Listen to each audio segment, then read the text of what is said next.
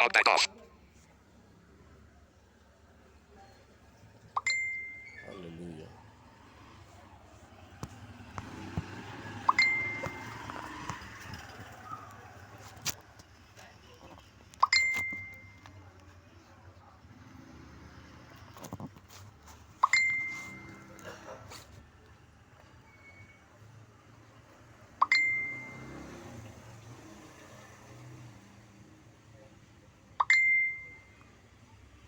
AM. Smart. Message. PWD Philippines Unity. Real and Jabello. Microphone send a voice message. Device unlocked. YouTube. Charity Gale I speak Jesus feed. Stephen Muso live 7 minutes. Colgate Optic White Add O2. 102. Video player. Add video will play after ads. Unlabeled. Video will play.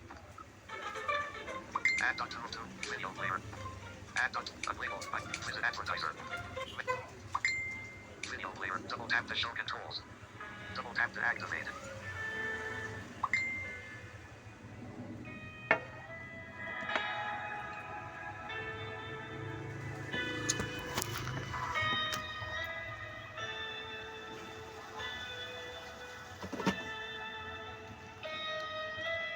I just wanna speak the name of Jesus over every heart and every mind.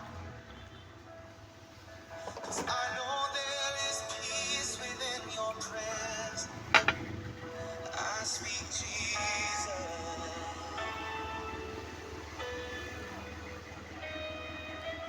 I just wanna speak the name of Jesus. Till every dark addiction starts to break. Declaring there is hope and there is freedom. I speak Jesus. Your name is power.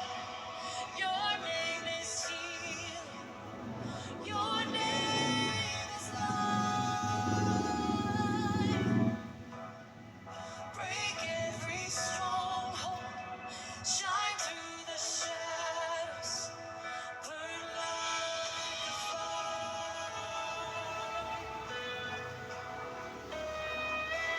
I just want to speak the name of Jesus over fear and all anxiety. To every soul held captive by depression, I speak Jesus. 'Cause your name is power. Your name is healing. Your name is life. Yes, it is. Break every stronghold. Shine through the shadows. Burn like a fire. Amen. Praise God. Good morning. Good morning po ngayong araw ng Huwebes na maulan.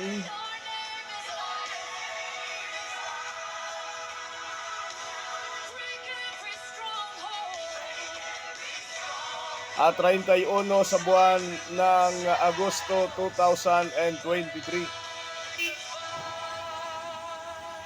Welcome po muli sa ating Good Morning Philippines sa YouTube channel.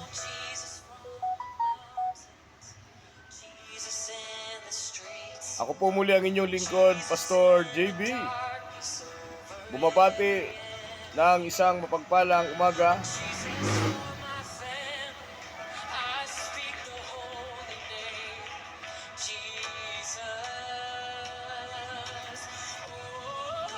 Good morning, good morning, good morning, good morning. Luzon, Visayas, Mindanao, Mega, and Metro Manila, and over the world.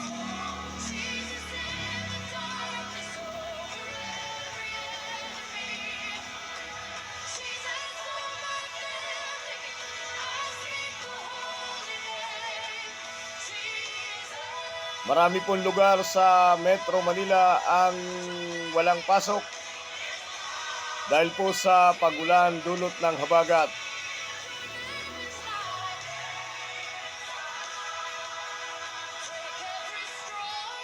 At ang Metro Manila po ay naka-heavy rainfall warning simula kaninang alas 5 ng umaga.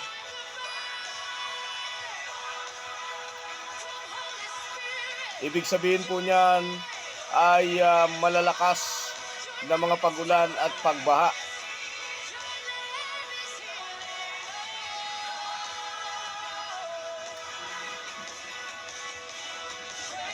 Good morning, good morning, good morning. Kumusta po kayo kapatid? Luzon, Visayas, Mindanao, Mega, and Metro Manila, ang ating pong pagbati ng isang mapagpalang umagang araw ng Huwebes. I just wanna speak the name of Jesus. And happy birthday, and you have many more birthdays to come sa lahat po ng ating pong mga birthday celebrant. 'Cause I know there is peace. August 31, 2023. I speak Jesus.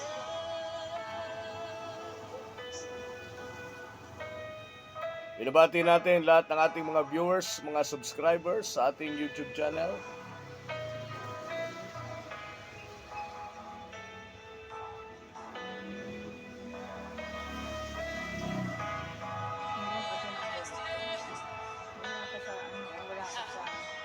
Shout Jesus from the mountains, Jesus in the streets, Jesus in the darkness over every enemy, Jesus for my family. I speak the holy name, Jesus. I Speak Jesus, yan po ang ating pambungad na awitin sa lahat ng mga pinagpala ng mga taga-pakinig.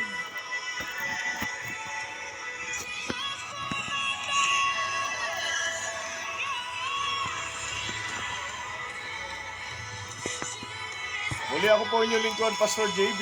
Good morning, good morning, good morning, good morning, Luzon, Visayas, Mindanao.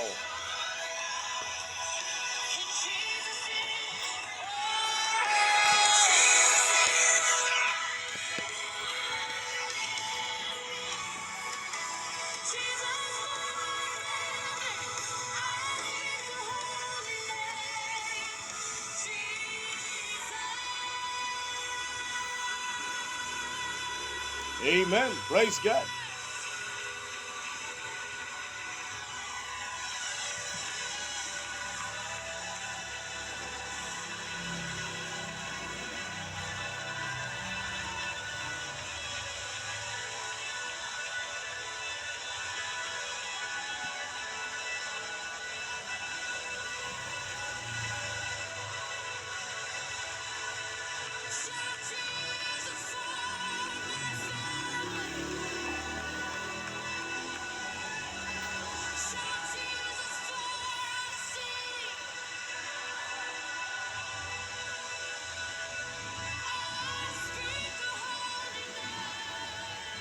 Amen.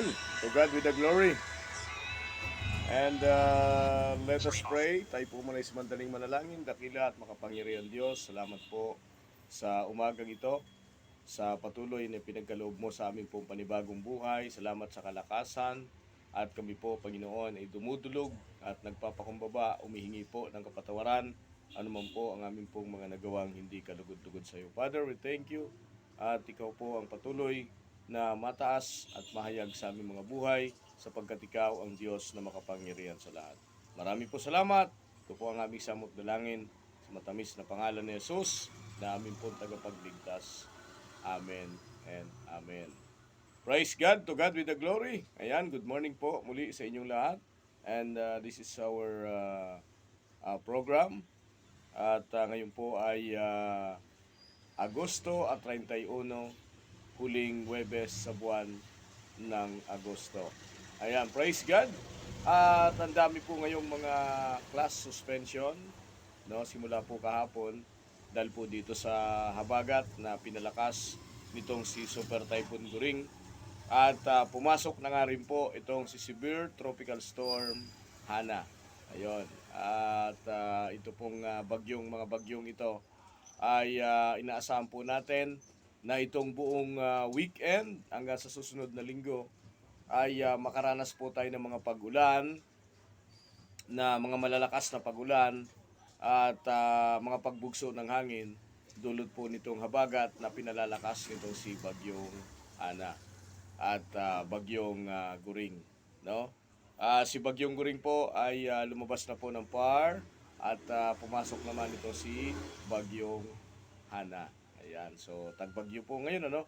Kaya patuloy po tayong mag-ingat at marami pong lugar ang lubog sa baha ngayon. Maraming lugar ang nilagay sa state of calamity dahil po sa pananalasa nitong bagyong Guring at habagat na pinalakas nga po nitong naturang bagyo. At patuloy po tayo maging handa sa posible pong mga flash flood, mga landslide na dala po ng mga malalakas na mga pag-ulan. Dahil po dito ay tinaas po sa rainfall advisory or orange rainfall advisory, heavy to intense na mga pag-ulan ang National Capital Region, kasama po ang Bataan, lalawigan ng Pampanga, Bulacan, Rizal, no? Ito pong ilang lalawigan po ng Cavite at Batangas, no?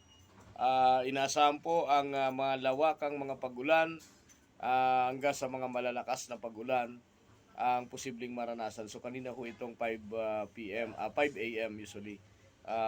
Hindi po natin alam ngayon, no? So dahil po dito ay suspendido po ang pasok sa lahat ng antas sa maraming lugar sa Metro Manila at iba pang lalawigan na apektado po ng masungit na panahon.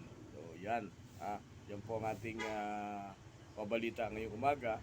And marami pong mga inilagay sa state of calamity, no?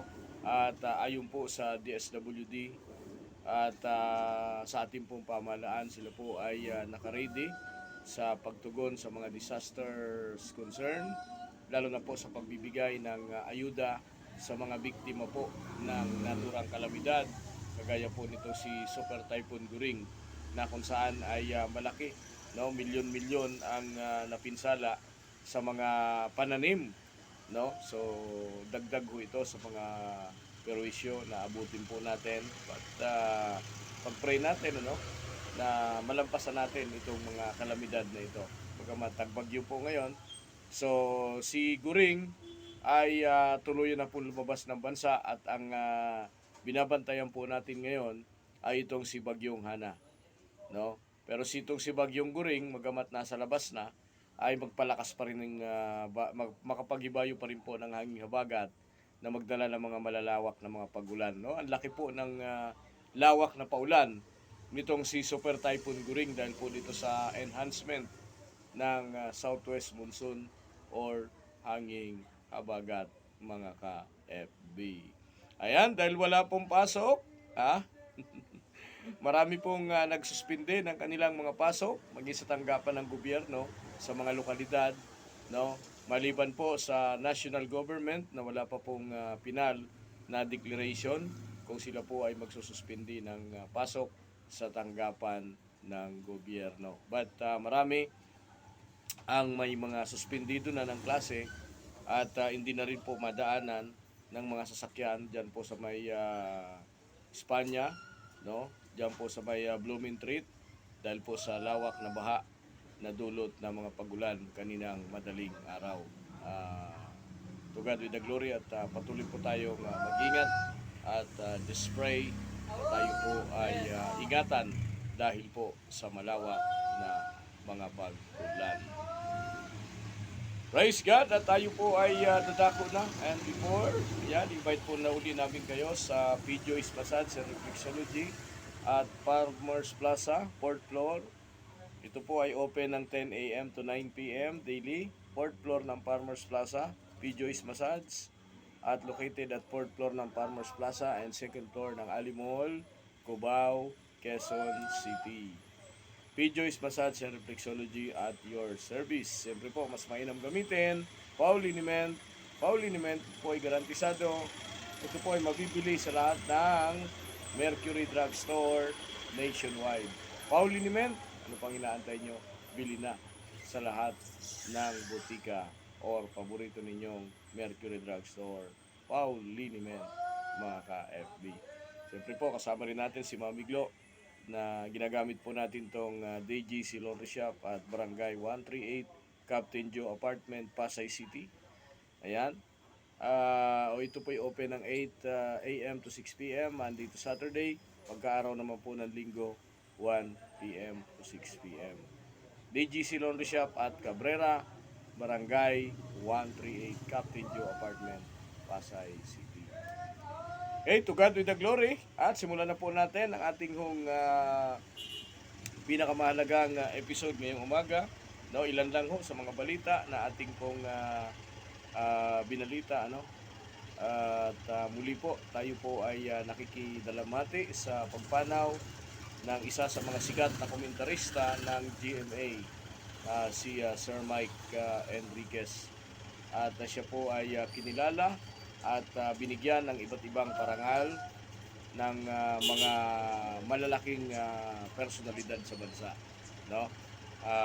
Lalo na po ang sa KBP, Kapisanan ng mga Broadcaster sa Pilipinas, no?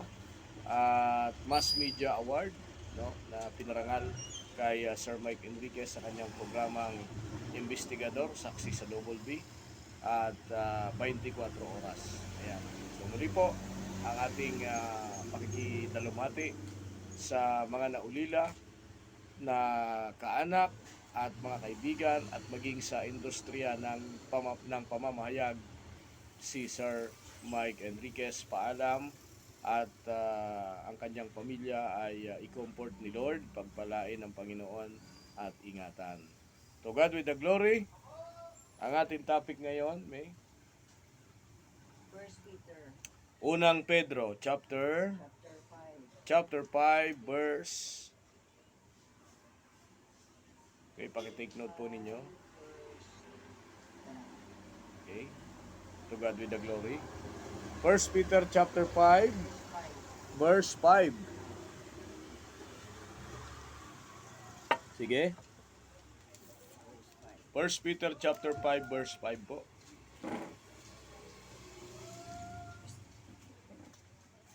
Hallelujah. Sinasalungat ng Diyos ang mapagmataas, Mm-hmm. ngunit pinagpapala niya ang mabababang loob. To God be the glory. Verse 6, kaya nga, pasakot kayo sa kapangyarihan ng Diyos at dadakilain na kayo at Hmm?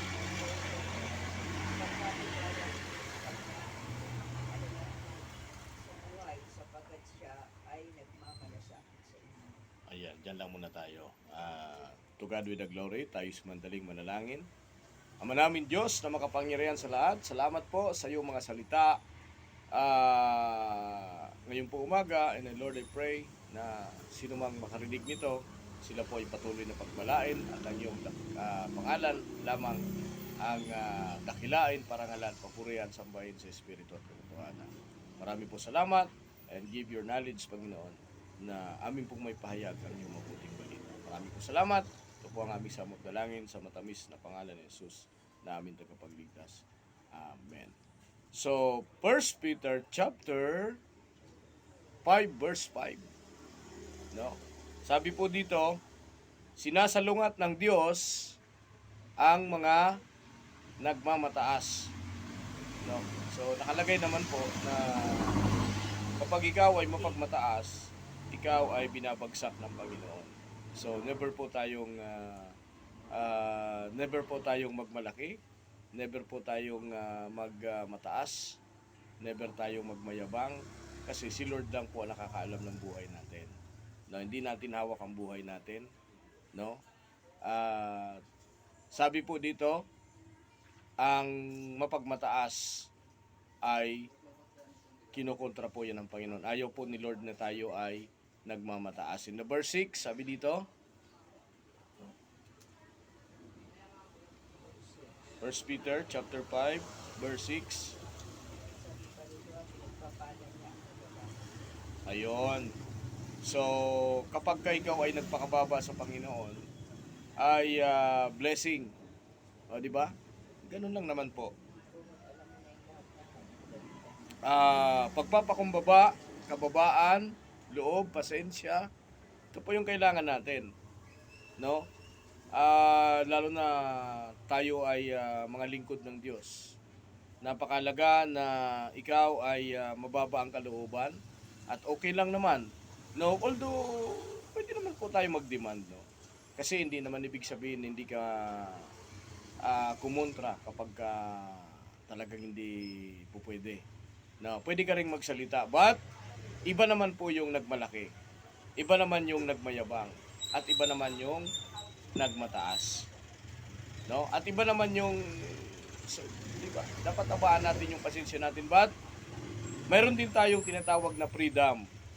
No, yung kalayaan para magsalita, para kumontra, but hindi natin pwedeng abusuhin. So sabi dito, mas the best na tayo ay nagpapakababa sa ngalan ng Panginoon. So to God with the glory. Next, verse 7. Verse 6. 6 pala, sige pa. Kaya nga, pasakop kayo sa kapangyarihan ng Diyos at dadakilain na kayo pagdating ng takna. Okay, so speaking of pagpapasakop, ibig sabihin po dito, kaya tayo mayroong gobyerno, mayroon tayong sinusunod na batas, no, obedient. No, obedient. Meron tayong sinusunod na pamantayan. Meron tayong sinusunod na rules and regulations sa ating company, sa trabaho, sa gobyerno, sa komunidad, pasakop. Ayan. At maging sa mga lingkod ng Diyos, tayo rin ay magpasakop. Kasi lahat ito tinalaga. Lingkod ng Diyos, yung mga pastor, yung mga mangangaral, tinalaga ito ng Panginoon. Doktor, tinalaga ito para sa kagalingan. At gobyerno, itinalaga ito kasi kung walang batas, kung walang nagkukuman, ay magulo ang daigdig natin. So sabi dito, obedient, pasakop tayo.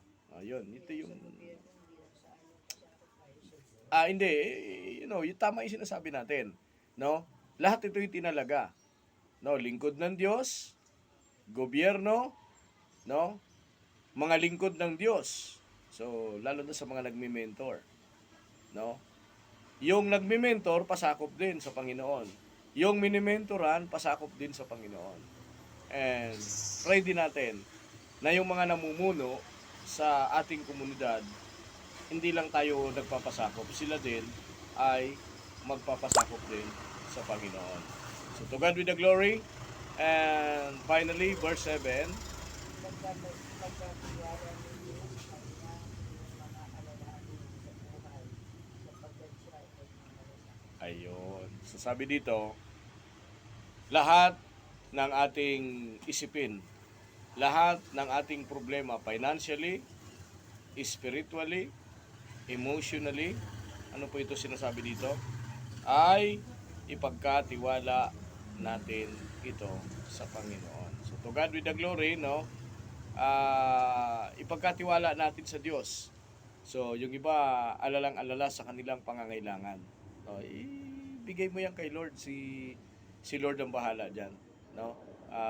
Hayaan mo na kumilos ang Diyos. Pero hindi naman ibig sabihin hindi ka gagalaw, no? Bagamat sinabi dito na lahat ng alalahanin mo ay pagkatiwala mo sa Panginoon, pero gumagalaw ka. Kasi hindi naman ibig sabihin na porket pagkatiwala mo sa Panginoon, nakalagay naman sa Bible, ay hindi ka gagalaw. Kaya nga yung iba, sabi nila, pastor ka na, dapat hindi ka na nagtatrabaho. No? Pastor ka na, dapat hindi ka na pinagkukulang ng Panginoon. Kahit naman po mga pastor, no, ay nangangailangan pa rin po financially. Pero, nakalagay po dito sa Biblia, sa 1 Peter chapter 5, verse 7, lahat ng ating alalahanin ay ipagkatiwala natin sa Panginoon. Pero pwedeng hindi ka gagalaw. Kaya marami pong mga pastor, no, marami pong mga pastor ang nagtatrabaho pa rin. Because, magamat sinasabi po dito na ang ating alalahanin ay bigyan natin sa Panginoon, ay ang mga pastor, dapat ang ginagawa ng mga pastor, nagmi-ministry na lang. Ginagawa dapat ng mga pastor na nagsishare na lang ng Word of God. Ngunit dahil sa kawalan, hindi mo pwedeng iasa sa simbahan. Hindi mo pwedeng iasa sa kongregasyon. No? Kailangan mo pa rin gumalaw. kailangan mo pa rin kumilos. But, ang sinasabi po dito, lahat ng ating alalahanin ay ipagkatiwala natin sa Diyos. No? Ipagkatiwala natin, dahil pinagkakatiwala mo sa Diyos, kailangan ikaw ay tapat sa Panginoon. Kailangan sinusunod mo yung Matthew 6:33. Seek ye first the kingdom of God and righteousness, and all these things shall be added unto you. No? Dapat ikaw ay nagdi-devotion, ikaw ay nananalangin, ikaw ay nagbabasa ng Biblia o nag-aayuno at inuuna mo si Lord kaysa sa lahat ng bagay, inuuna mo ang Panginoon. To God be the glory. Ang ating pong topic ngayon, no? Obedient, trust, yun po ang ating topic ngayon. So, 1 Peter chapter 5 verse 5 to 7. So, yun po ang ating topic, no? I hope na hindi magloko itong ating video.